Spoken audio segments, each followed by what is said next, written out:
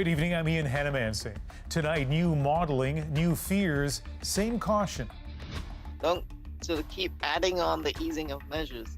We'll look at how such concerns are playing out in Ontario. I think it will be a massive test for us. Also tonight, tracking how you may find out when it's your turn for the vaccine. And how the new travel rules are affecting Canadians abroad. They cannot put all travelers in the same bucket without assessing their case. Making the case for more exemptions. And a royal proclamation. The message really out of Buckingham Palace is very clear. You are either in the royal family or you're out. The Queen makes it official. Prince Harry is out. This is The National. The death of Cindy Gladue, the brutal details of the case and its long controversial path through the courts shocked the country. And just moments ago, a jury in Edmonton reached a verdict. The accused, Brady Barton, guilty of manslaughter. We'll have the details of that decision, what it means for supporters of the victim. Rafi Boudjikanian just making his way out of the courtroom, and he'll be joining us soon. Lots of developments on the COVID story in Canada. New modeling from Ottawa echoes the messages we've heard this week from some hard-hit regions of the country where variants are a growing danger. And if we're not careful, Canada's positive direction could soon be reversed. Over the course of the last 3 months, Canada has been battered by its second wave, and then we watched it ease. But the decline in average daily new cases has suddenly stalled. For the first time since early January, cases even moved up slightly. This could be just a blip, but the modeling Catherine Cullen will show us emphasizes a familiar message: ease up too soon, and it could quickly get worse. Now, efforts have begun to tip the balance in our favor. Good news now, but worrying projections showing COVID variants could send cases shooting up, even if current health measures are maintained. Further lifting of the public health measures will cause the epidemic to resurge rapidly and strongly. Officials say this isn't about precise numbers, more a general warning, particularly if jurisdictions relax restrictions. Don't keep adding on the easing of measures. Give it enough time to see what actually happens. It echoes recent modeling on variants from Ontario. Am I missing something here, or is this presentation actually predicting a disaster? No, I don't think you're missing anything. The cases will likely rise given the variants of concern. But lockdowns aren't easy on many living through them, and some areas are loosening restrictions. That is raising concerns. We could see a third wave that is even worse than the second or the first. The Prime Minister also insisted Canadians have to stick to strong public health measures, but wouldn't bite when asked if any of the provinces are opening up too soon. The job of the federal government is to be there to support the provinces in the very difficult decisions they need to make. There is potential relief coming. The problem is we can't vaccinate ourselves out of March and April. Okay, so once we get to the summer and we get to double digits at least, okay, of people being vaccinated, then we can start to talk about whether vaccine will have some impact. Meaning in the race between vaccines and variants, the variants are leading. Catherine Cullen, CBC News, Ottawa. The federal government has moved to extend several key pandemic benefits. If you need support while you look for a job, or if you have to stay home to take care of your family, these benefits will continue to be there for you. The Prime Minister announcing top-ups today to sickness benefits, caregiving benefits, and the Canada Recovery Benefit. The time each can be received is extended, and eligible recipients will also be able to claim EI for an additional 24 weeks. Ontario will be keeping some of its hardest-hit regions in the strictest lockdown for longer. Today, it extended stay-at-home orders for 3 areas, including Toronto. As Ellen Morrow explains, some businesses say that's exactly what should happen. From running his busy brunch chain to now dashing door to door, this is how Brian Jackson has survived the pandemic. Thanks. Thank you. This year has a share of challenges. We definitely had to look outside of the box. Sorry, I know we don't get through this. But as tough as it's been, Jackson is relieved Toronto isn't reopening for now, fearing it would have been just a matter of time before another lockdown. This whole year, I mean, it's been an emotional roller coaster for us. Yes, we want to open. We want to open, but we want to open and we want to know that we're going to stay open. Today, Ontario extended the stay-at-home order for Toronto, Peel, and North Bay Parry Sound for another 2 weeks at least. The province heeding local medical officers of health. We're going to be super, super cautious. That caution driven by variants of concern, definitely more contagious, potentially more deadly, and on the rise. They're rising, by the way, under very strict measures and restrictions. This 2 weeks really puts us into hopefully a different context where the variants might still be better controlled or slowed. And crucially, buy time for more Ontarians to be vaccinated. That can't happen soon enough, says Dr. Samir Gupta. If we loosen up and we let up, it'll come back, and it'll come back in a way that it hasn't done before, much faster, much harder, and put us in a very dangerous position. That struggle to control cases as so many businesses struggle to survive.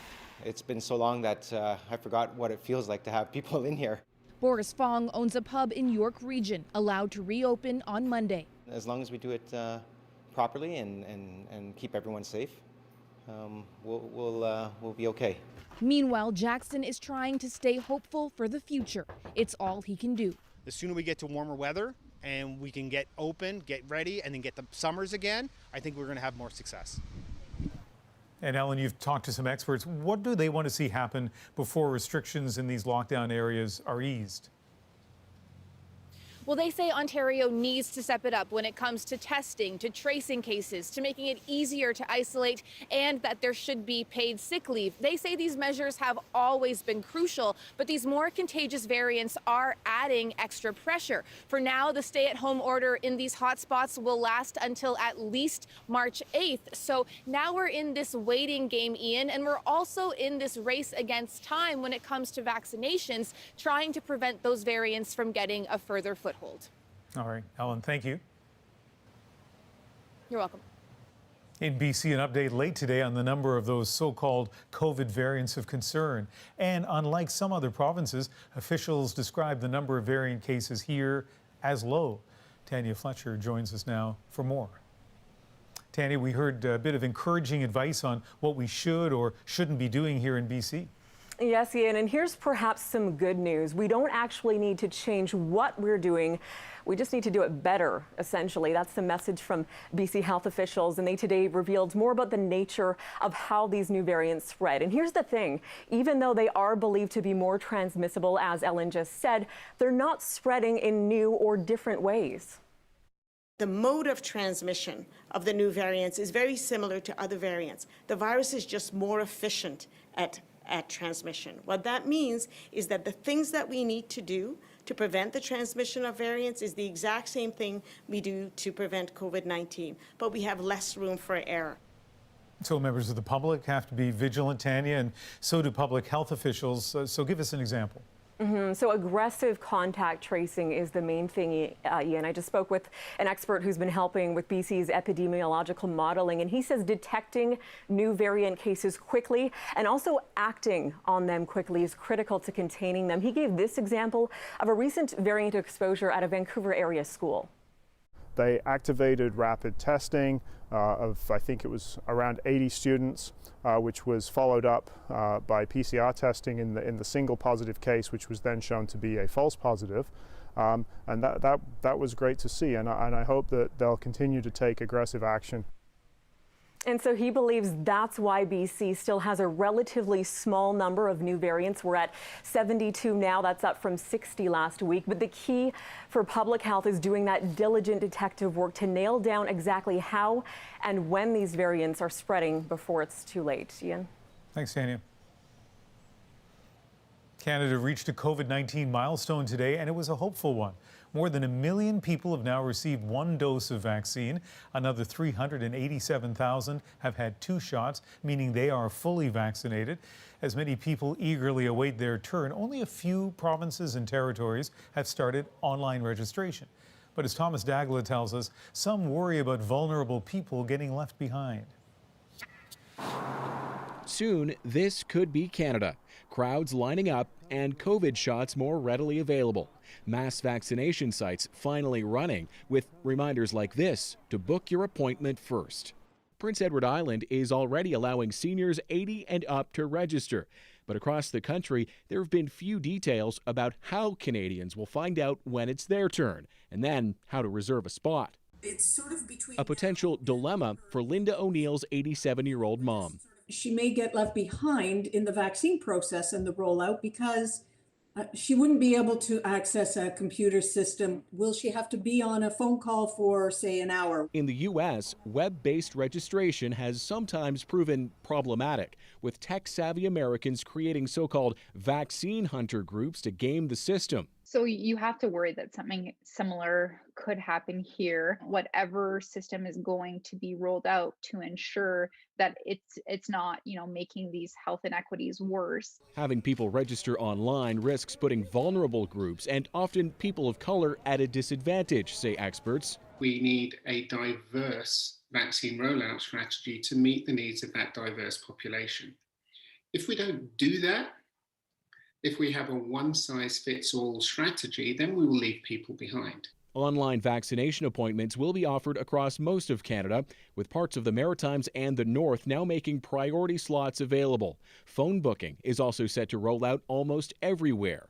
Not everyone will need to reserve a spot, but an online platform offers benefits too. They show up at the clinic, a record already exists. The vaccinator simply records which vaccine they've received. At that point in time, they receive a digital proof of immunization record. In Yukon, though, the registration system already crashed once, potentially a sign of the demand ahead. Thomas Daigle, CBC News, Toronto.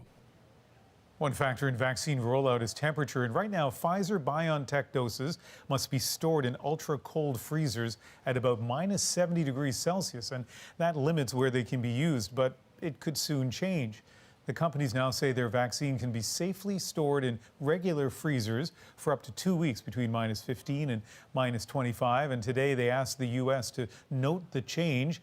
Pfizer says it intends to submit data to Health Canada in the coming weeks. To a couple of developments now involving children and COVID-19. This week, Ontario launched an ambitious plan to test asymptomatic students, a push that's become more urgent in response to the new variants. Deanna Sumanag-Johnson explains. For students of this Toronto school, a different kind of homework, a self-administered saliva test for COVID-19. I want to be safe, and then because I have a little brother at home. It's one of several types of tests available to asymptomatic students and staff. It's just an easy little swab. Goes on your mouth, on the back of your tongue, inside of your cheek, and then just the front of your nose. But the goal is the same, says this doctor with one of the Toronto hospitals organizing school testing. So I think that's one thing that the preemptive testing and the asymptomatic testing, hopefully, we'll be able to catch these cases early. And instead of a student being in class for a few days before you catch it. The chosen schools are in the areas with higher community infection rates. Staff, students, even parents can come and get tested after hours right at school. The idea is to make it all as easy as possible for the families. I was a bit hesitant only because we just got the email and my younger two children have been in class for 2 days now. I think we'll all go. We'll all go and get tested to be on the safe side. I don't mind. I would have minded if it was a nasal swab and more of the invasive testing, but it seems like it's just the saliva testing. So that seems like it's a good idea. And getting that parent buy-in is key because the goal is 50,000 school tests a week, a goal made even more important because of worries about the new variants. I think the variant gives us a sense of urgency to improving the processes that have been in place or thinking more creatively about how to get testing more accessible and acceptable. The Ministry of Education has asked that each school board test at least 5% of its schools. Compliance starts next week. Deanna Sumanag-Johnson, CBC News, Toronto. Millions of Texans are still reeling from this week's brutal winter storms, even with the power grid largely restored. For many families without means, this crisis will continue long past water pressure being restored and the lights being turned off. Close to half the state's population remains under boil water advisories, which are expected to last through the weekend. Officials warn the impact of the storm will last for months. Well, as I mentioned at the top of the show, the jury in the trial of Bradley Barton has reached a verdict. The case involves the killing of Cindy Gladue. It is the second trial for an incident that happened almost a decade ago, the details of which are hard to listen to. For more, let's go to Rafi Boudjikanian in Edmonton. Rafi. Ian, as you said, nearly a decade in the making for today's verdict. Bradley Barton has been found guilty of manslaughter in the death of Cindy Gladue. This was the second time he was tried for this. The only agreement the two sides had from the very beginning was that in June 2011, Barton paid Cindy Gladue for sex, that they had sex for 2 nights. And here is where some of the details get really graphic, just to caution our viewers. So Barton claimed that everything was consensual. He said that Cindy Gladue never objected to what he did, which was to insert his fist into her vagina. Now, Gladue was found dead after the second night in a bathtub. The Crown alleged that she had been placed there by Barton and left to bleed to death. Barton denied that version of events. Years ago, he was found not guilty of first-degree murder, the initial charge in this. Then there were a lot of protests from Edmonton to Ottawa, all the way to the Supreme Court, which eventually decided that this would head for retrial, and that's what brought us to January 2021. Gladue's family coming in here day in, day out, observing the events, even as during COVID-19, the jury, for example, deliberated away. Nobody could see what was going on. The family would still come to the courthouse here to watch and wait for the verdict. Today they finally got a yes on the lesser charge of manslaughter. Still lots to happen in this story, of course. In about a couple of weeks from now, we'll be witness to the sentencing hearing. We should expect some pretty emotional victim impact statements at that point, Ian. And this verdict coming down just about a half an hour ago in Edmonton. Rafi, and we'll hear more from you in the next edition of The National. Thanks. You're welcome. Meghan and Harry have been relieved of their royal duties. The message really out of Buckingham Palace is very clear. You are either in the royal family or you're out. Coming up, the lucrative deals keeping them in Hollywood. Plus, the debate over Bitcoin. It's the memification of markets that is underlying all of it. The cryptocurrency gold rush, but how big is the risk? And born just after the Spanish flu, now she's getting the COVID jab. Just relax your arm down for me, okay? We're back in 2.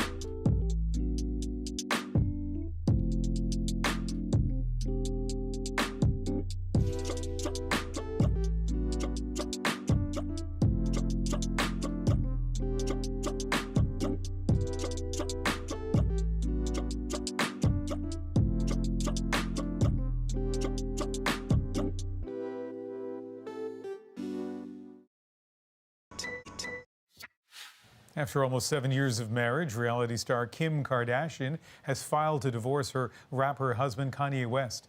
The relationship becoming strained last year when West, who lives with bipolar disorder, launched a campaign to be U.S. president. It was marked by provocative tweets and political views. Reports suggest Kardashian has requested joint custody of their 4 children. A royal split is official now, too. Prince Harry and Meghan are out of the family business. And while that seems to be what they wanted, some say the way it played out may have surprised them. Renee Filipponi has more from London. For one of his last official engagements, Prince Harry dressed in uniform.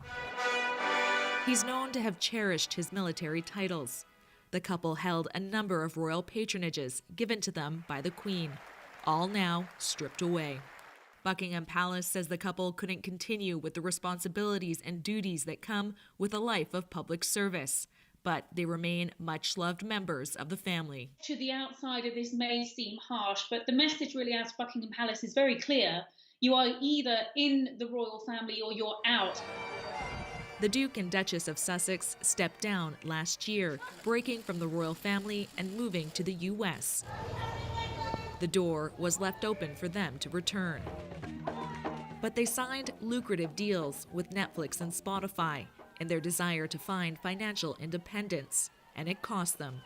Those close to Harry and Meghan say this wasn't how they wanted things to end. I know that he'll be personally gutted, just as I was, that he was not allowed to pull a military uniform on anymore. But regardless, that doesn't change his commitment to the individuals that serve in it and those that require care beyond it. The couple say even without an official role, we can all live a life of service. Service is universal. The Sussexes already made headlines twice this week, first announcing they are expecting their second child, and then news they would sit down for an exclusive interview with Oprah Winfrey. Royal commentators say that may have sped up today's decision. And there is a lot going on in the world. There's a lot going on within the royal family. Don't forget the Duke of Edinburgh is still currently in hospital at the moment. So I think if they could draw a line beneath all of this speculation, that was the preferable option. Marking the end of their service to the crown and the next step in their search for freedom from the firm. Renee Filipponi, CBC News, London. And as Renee mentioned, Prince Philip remains in hospital tonight, and he's likely to be staying there into next week. Royal sources say the Duke of Edinburgh remains in good spirits at the King Edward Hospital in central London, but out of what's being described as an abundance of caution, doctors have chosen to keep him there over the weekend. The exact reason for his admission has not been disclosed. Next, Canadians traveling back to the country will be headed to a quarantine hotel starting on Monday. I planned to come home and quarantine safely, but I didn't budget for this quarantine cost. Some Canadians stranded abroad say the costs lack compassion.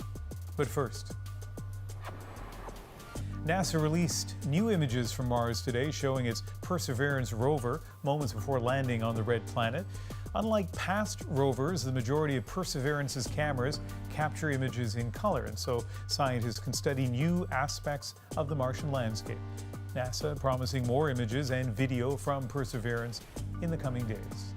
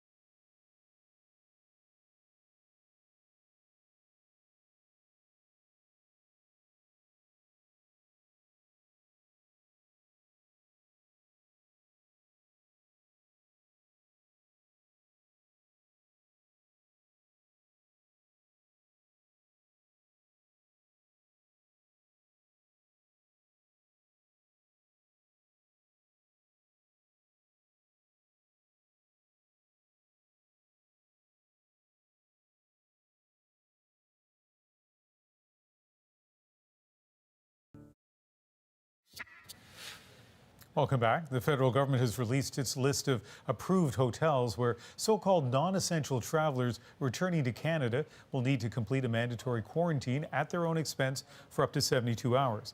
Well, tonight we're learning those rooms will cost just over $300 a night. That is less than the $2,000 total bill the Prime Minister had been warning about.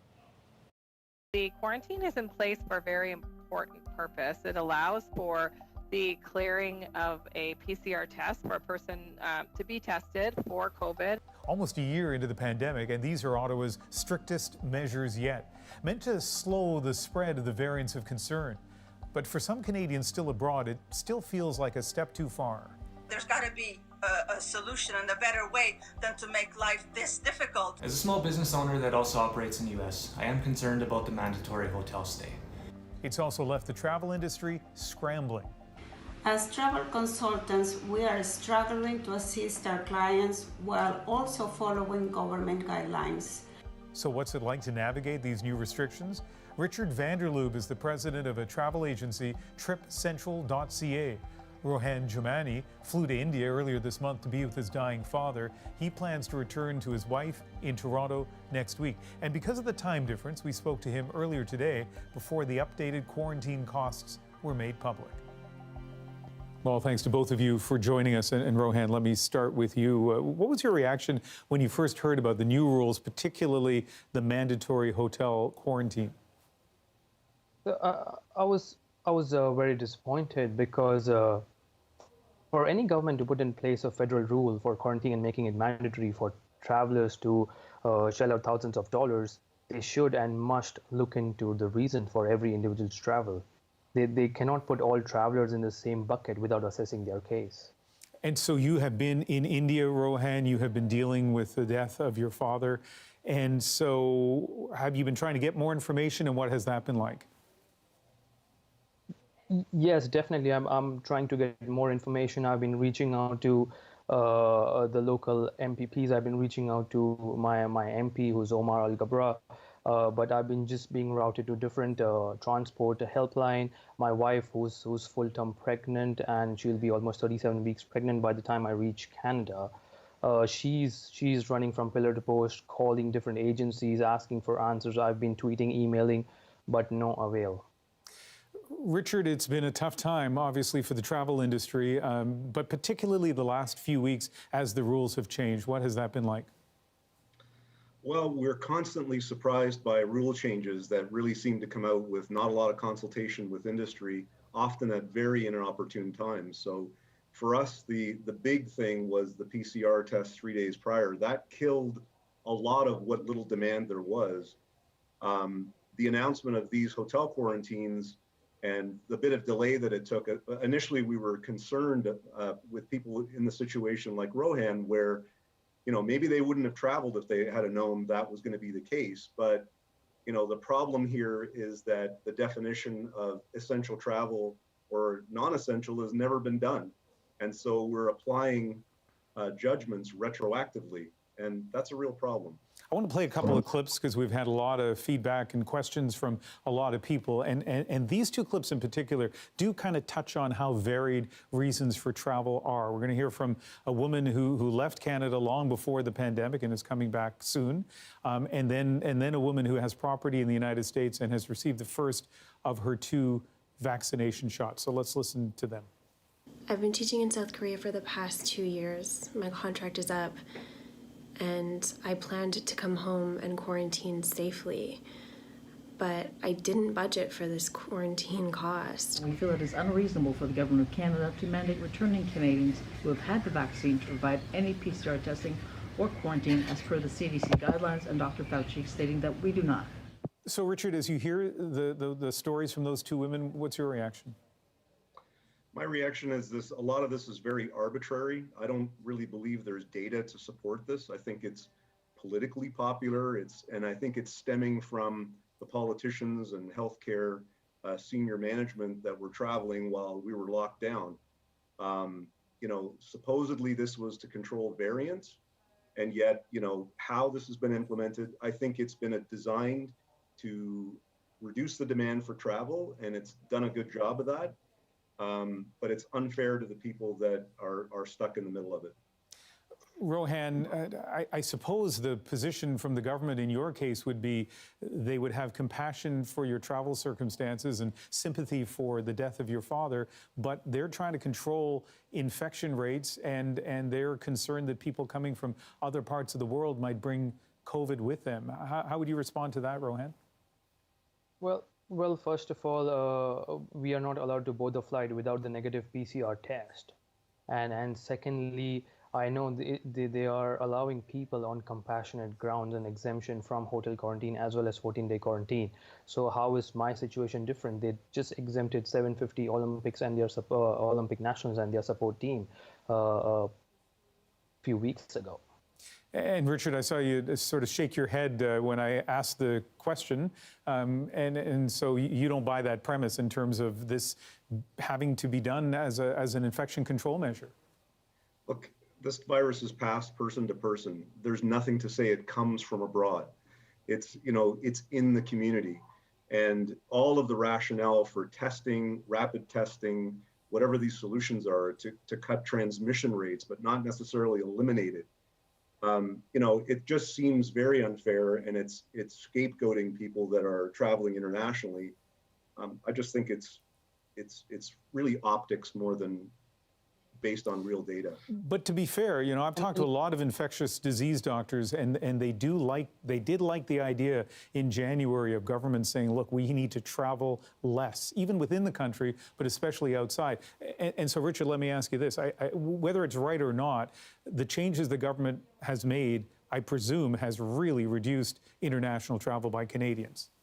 Oh, it's succeeded, absolutely. I mean, but remember that even when it was, so let's say December, we were 5%, 95% down. And so, yes, I agree. I mean, we are concerned about transmission in the travel industry. We want this to be over as well. And if it was doing something, we're right behind it. But rapid testing, contract tracing, whether it's domestic or international, makes a ton of sense. Rohan, for anyone who might be watching who can make policy in this country, anybody from the government, what's your message to them?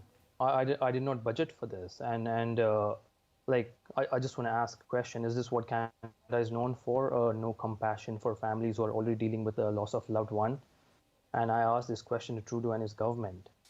And Richard, a version of that same question to you. What advice would you give the government when it comes to managing these sets of rules? They succeeded in cutting the demand for travel. Mission accomplished. I just don't see that they should financially penalize people that did not know about this. This didn't exist ahead of time. It's fine, I guess, if that's what they're doing from a public health point of view. But to stick people with the bill of it is all about deterring other people from traveling, and it's unfair to the ones that didn't know about it. Well, thanks to both of you for speaking with us, and Rohan, again, sympathies about your father. Thank you. Thank you. Canada's second wave of COVID-19 has brought an increase in cases of a rare but alarming disease in children. It's known as multi-system inflammatory syndrome, or MISC. And as Vika Dopey explains, this time many of those young patients are getting much sicker. After 4 days of fever, Jacob landed in the hospital with rashes, headache, and fatigue. It went from not moving, tired pain to excruciating pain. The symptoms came a month after he tested positive for the coronavirus, but he had no symptoms then. Jacob was not alone. When I was talking to the nurses, I couldn't believe that there were actually 4 other kids that in the time span that we were in the hospital that were going through it also. It wasn't, I know it's not common, but it's sadly not that uncommon. Montreal Children's Hospital has seen 30 cases of multi-system inflammatory syndrome, or MIS-C, since October, with more severe cases in recent weeks. Certainly, from a parent and physician's point of view, it's quite scary, but they all have recovered fully. And I have heard in Canada right now, there have been no deaths related to this illness. MIS-C first turned up in mostly healthy children last May in the U.S. At the time, it was a mystery illness because young patients with it tested negative for the coronavirus. Doctors now think that's because MIS-C shows up weeks after an infection. after the body has cleared this infection, a proportion of people who just happen to be made that way genetically have a hyper response, and they target organs in their own body. Sick Kids Hospital in Toronto has seen at least 130 cases, most of them in the second wave. In the U.S., there's been a surge in Miss C with 2,000 cases and 30 deaths. There are no national figures in Canada, where the illness is still considered rare. With the new variants, increased number of cases give us a higher denominator and a likelihood of having more Miss C down the road. But again, we do not know the answer to this at this time, but are very vigilant to watching this. As scary as it can be, most children with Miss C, like Jacob, recover completely. Vic Adopia, CBC News, Toronto. There has been a lot of anxiety over these last 11 months, but right now people are getting some relief, one vaccine shot at a time. And for one woman in Newfoundland, this was her second reason to celebrate this week. Just relax your arm down for me, okay? Yeah. I was the first one to get it today. They came in the room at 9 o'clock and they done up my hair. Nora Normore got the shot at her seniors complex south of St. John's. I think that's wonderful, you know, I mean, say, just preserving your life. And hers is a long life. In fact, the vaccine could be considered a birthday gift because just 2 days ago, she turned 101 years old, and she did it with humor. I have one son left and he's in Mexico. So he sent me $100 for my birthday. But I said, you owe me money. And he said, how do I owe you money? Because I said, I'm 101. And you only sent me the 100. A mine in Canada's far north is planning to expand, but local communities are concerned. It was not like that before the mine. A pink hue spilling over the landscape has residents worried it's damaging their food. Plus, Bitcoin has been the greatest return of any asset in history. the cryptocurrency's epic rally. Is there substance behind the hype? Stay with us.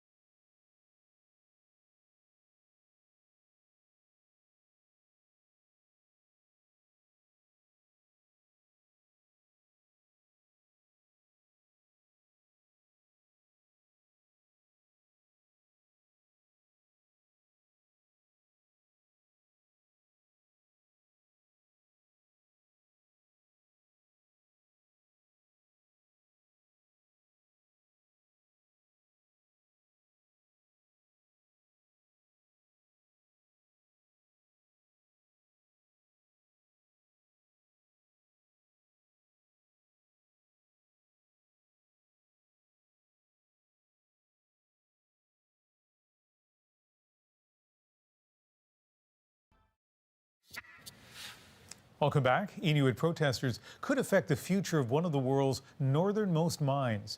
Canadian company Baffin Island struck a deal to extract iron ore back in 2014. Now it plans to double its output and build a railroad across traditional hunting grounds. This story plays out over hundreds of kilometers across Nunavut. Our colleagues at CBC North undertook a grueling journey from Iqaluit to the northern part of Baffin Island to see what's at stake.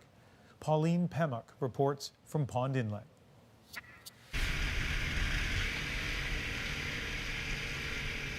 It's a day-long trip by snowmobile across 160 kilometers of pristine Arctic landscape to get to the site of the mine's port in northern Baffin Island. This is where the mining company Baffin Island loads its iron ore onto the ships in the summer. That cargo sails right through prime habitat for narwhal and other wildlife. But for Inuit hunters, that is not the biggest concern about the mine. This is. As you can see, it's dusty all over. That pink glow on the snow and sea ice is iron ore dust. It's coming from several huge uncovered stockpiles at the port. The fear is the dust is getting into the food chain. Narwhals eat the char, and we eat the char, and bears eat the seals and Arctic char. And that's the concern for the Inuit and the hunters, yeah. A small group of Inuit hunters are so concerned about the changes they've seen on the land and the mine's plans to increase production, they staged a protest earlier this month. Their camp on the airstrip at the Mary River mine site held up operations for a week at a cost of $14 million, according to Baffin Island. A court order eventually forced the protesters to leave. While the blockade and protests like this are rare in Inuit culture, the motive behind it has garnered widespread support. Leaders say Inuit do want jobs and development, but the worry is the long-term consequences if they don't take a stand. We are saying that it was not like that before the mine started. So that's an impact. That's one of the impacts that we are enduring right now, and the hunters are right. Local researchers say they've found elevated levels of iron in char near the mine's port, but more research needs to be done on what that means for the people who eat it. Still, despite millions of dollars in jobs and royalties Inuit receive, some wonder whether it's worth it. Money doesn't bring back animals.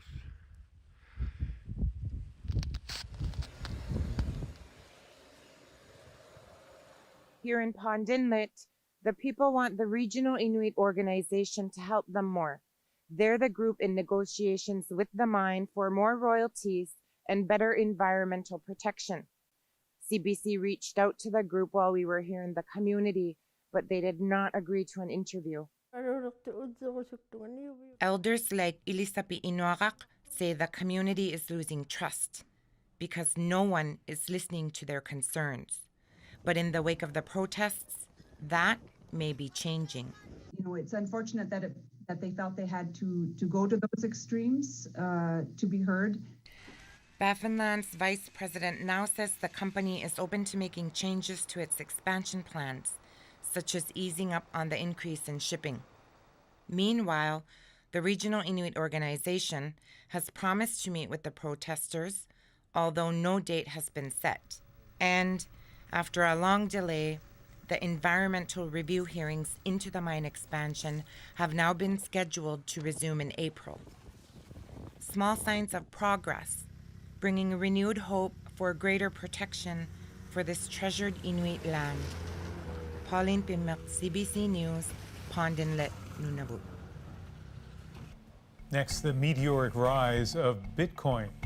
It has zero role as a currency right now. It's setting record highs, but also raising some eyebrows. Plus, you can be anything you want when you grow up. The inspiring takeaway from a comic book. We're back after this break.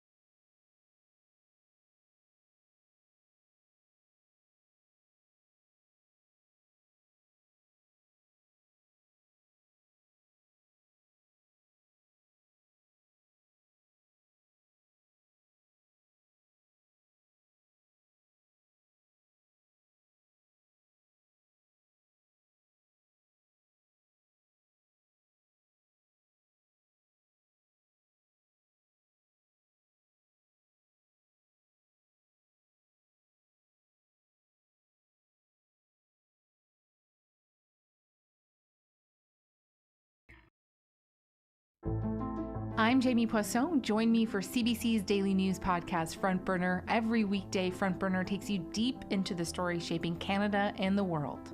Subscribe wherever you get your podcasts. Uber drivers in the UK celebrated today after the British Supreme Court ruled the ride-share giant must treat them like workers rather than self-employed contractors. It means thousands could now be entitled to minimum wage and holiday pay, threatening Uber's business model and possibly holding wider consequences for the gig economy. This week, the Toronto Stock Exchange launched the world's first Bitcoin exchange-traded fund. Investors can now trade in Bitcoin without actually owning any directly. If you haven't been following the rise of the cryptocurrency over the past decade, the numbers are startling. In 2013, you could buy one Bitcoin for less than $200 US, but since 2017, it has been going up and up. Today, the price of one Bitcoin reached more than $50,000 US. Peter Armstrong has more on this spectacular rally. It only becomes life-changing when you start selling the Bitcoin. Kisan Mahalingam doesn't like to say how much money he's made in Bitcoin, but he sure loves talking with his friends who doubted his investment. I mean, I don't even have to say anything to them now, you know what I mean?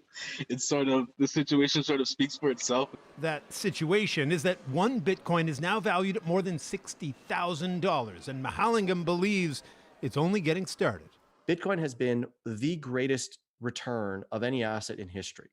SomSafe built the world's first Bitcoin ETF, in part because buying cryptocurrency directly remains daunting for some individual investors. You know, I don't know what the returns are going to look like in the future. It's hard to prognosticate. All I know is it's going to be volatile. But what I do care about is that for those who want to have access to this, it's an important, you want to have the most efficient and secure way to do so. But what is Bitcoin anyway? Well, it's not physical money. It's made up entirely of ones and zeros online. It's not backed by a bank or a country, but rather by a complex and revolutionary form of bookkeeping called the blockchain. Instead of a ledger tracking each deposit and withdrawal, the blockchain spreads its books out over a peer-to-peer network of computers, each transaction becoming a new block in an open chain. This month, Tesla announced it would begin accepting Bitcoin as payment. Visa has announced a Bitcoin rewards program, but many remain skeptical. It has zero role as a currency right now. This currency expert says Bitcoin's recent rise is being driven, at least in part, by bored retail investors stuck at home during the pandemic. Who are looking for the latest thing to kind of jump on. So it's the memification of markets that is underlying all of this. But Bitcoin has already defied its most ardent critics, and true believers hold firm in their faith that crypto's moment is nearly upon us. Peter Armstrong, CBC News, Toronto. Next on The National, an inspiring message in the form of a comic book. You can be anything you want when you grow up. How a book about Kamala Harris is encouraging some young Canadian students to dream. Our moment is next.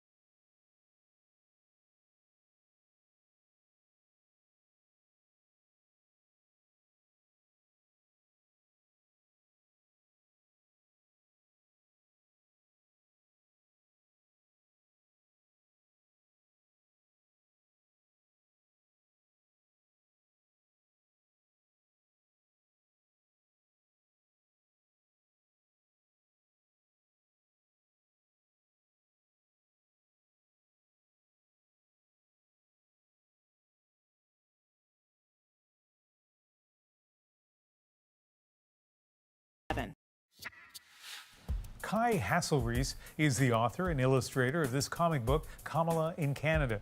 It chronicles the U.S. Vice President Kamala Harris's childhood in Montreal. Today, Kai got a chance to do a reading of the book for students in Montreal as well as Winnipeg, and Kamala's story has a few of them feeling pretty inspired. And tonight, it's our moment. I talked to kids in Montreal and kids in Winnipeg. I read them my book, Kamala in Canada, all about the Montreal childhood of Kamala Harris. If you're a kid reading about Kamala Harris, you can learn that leaders were once kids themselves. And if Kamala Harris can be a kid and aspire to leadership, then maybe I can be too. It's super cool that Kamala Harris was in Montreal, like someone so important. I really like all the pictures. And I realized that you can do anything and that you can be anything you want when you grow up. What an inspiring message for our public school system, that students can achieve anything they want, even in the public school system, and that if they work hard, if they persevere, if they stand up for their rights, that they can also achieve what Kamala did. Anybody can do it if she did it. Especially in the public school system, and great to hear those stories, whether it's to be a scientist or a prime minister or the vice president of the United States. Must be so cool for the kids, particularly in schools in Montreal, to think, wow, Kamala Harris actually went to school not far from where I am. By the way, I think it's the 40th anniversary of her Westmount High grad class coming up in the spring, so perfect time to make a visit back. That is the National for February the 19th. I hope you can join me on Sunday for Cross Country Checkup on CBC Radio 1. That begins at 4 Eastern, and then later Sunday back here for the National. Good night.